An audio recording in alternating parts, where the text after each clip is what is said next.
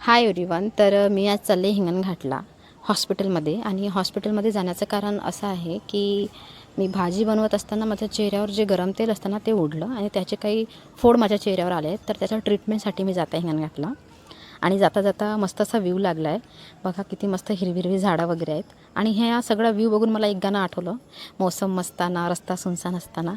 खूप मंद मंद वातावरण होतं. त्यानंतर मी हिंगणघाटमध्ये पोहोचले आणि हे हिंगणघाटचं मार्केट आहे.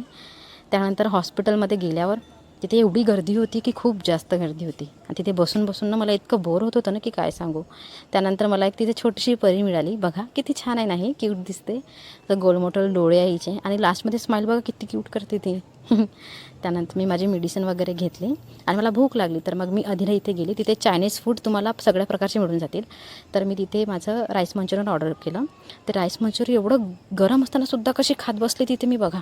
त्यानंतर मी तिथून एक डोसा पार्सल घेतला घरच्यासाठी आणि निघून आली. तर भेटूया नेक्स्ट ब्लॉगमध्ये. थँक्यू.